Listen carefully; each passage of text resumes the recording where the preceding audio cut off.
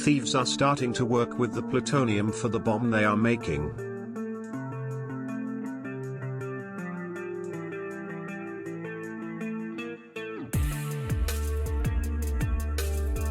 Peter is talking to Gale about the dangers of the stolen radioactive element.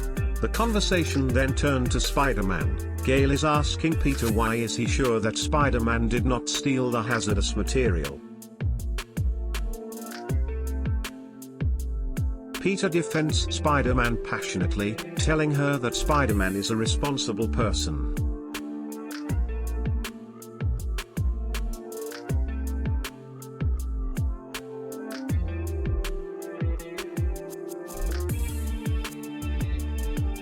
Mr. White then called Peter pretending to be a news anchor who wants to interview him about the stolen plutonium.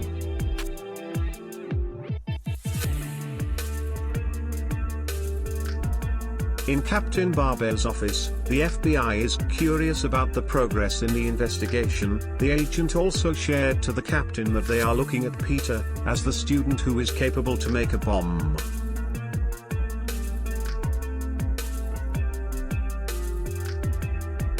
Peter, going to the fake interview, started to sense possible danger. The evil Mr. White is convinced that Peter has the stolen plutonium and have his men go after him.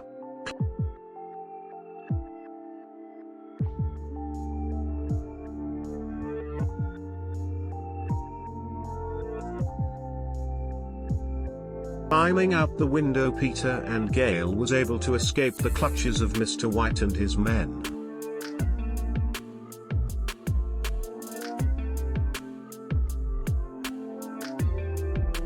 Thinking it is not safe to go back to Peter's apartment, Gale decided to have Peter stay in her hotel room. Barbera visited Parker's apartment but he was not there. They decided to contact the Bugle. This info was overheard by White's man. The students are still busy working on their bomb, gathering materials to construct their device. The female student is starting to feel some ill effects from the radiation.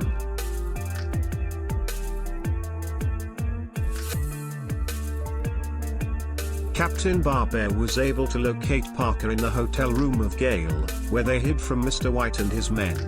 Parker was still a suspect for the missing plutonium. The captain brought Peter to the station for questioning.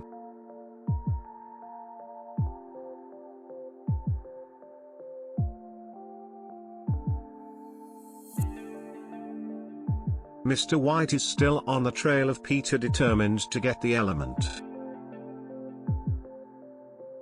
Parker went to the Bugle after he was released. Jameson, furious with Peter thinking he is involved with the missing plutonium, fired the young photographer.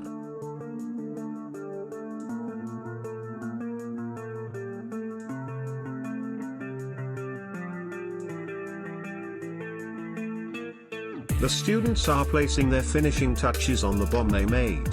The ill feeling of the female student worsens.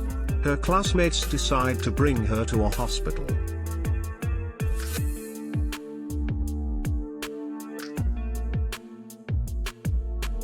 Peter is angry at being fired. Gale said that Spider-Man can clear him if he comes clean about the plutonium. In the hospital, the doctor said that she needs to report to the authorities that the girl has radioactive poisoning.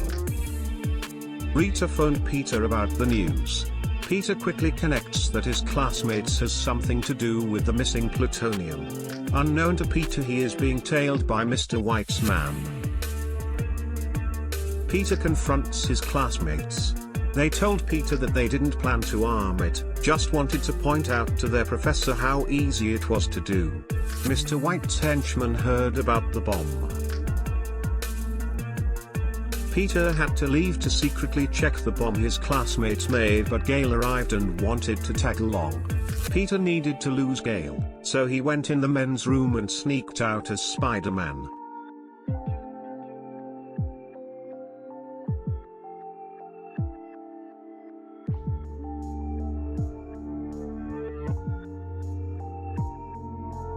Spider-Man and Mr. White and his men are now in a race to get the bomb in the student's place.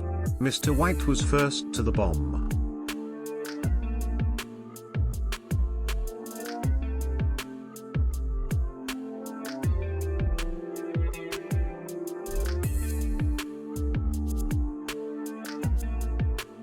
Spider-Man took the opportunity to gather intel about the mysterious Mr. White, investigating his car and putting a tracker on it. Mr. White inspects the bomb, which is currently a dud, but with simple modifications it can become very deadly. Spider-Man on the rooftop fought with Mr. White's men. They were able to best him and throw him off the roof.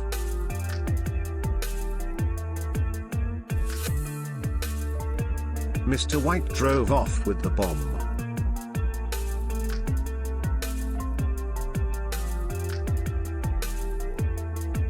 Peter in Captain Barbera's office informed them of the likelihood of the bomb to be used as a weapon in New York, and how devastating the effects would be.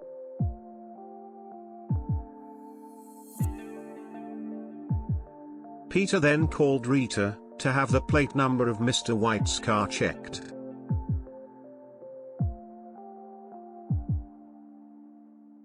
Gale arrived at Peter's apartment furious at being left at the hospital.